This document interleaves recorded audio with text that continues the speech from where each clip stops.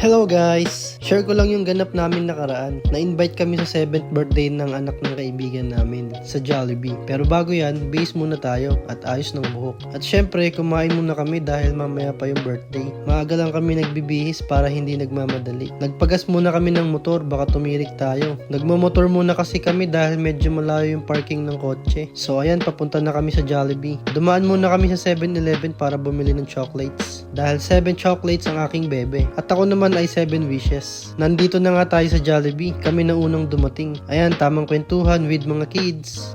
Nagpa-picture na rin kami sa birthday girl.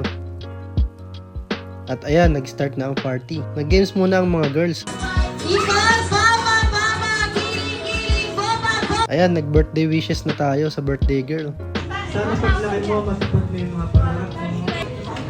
Tapos yan na ang kainan. Yan talaga ang pinakahihintay ko. Sarap talaga ng chicken joy at spaghetti. Yan na si Jollibee. Para akong bata nung lumabas siya. Tamang TikTok muna siya.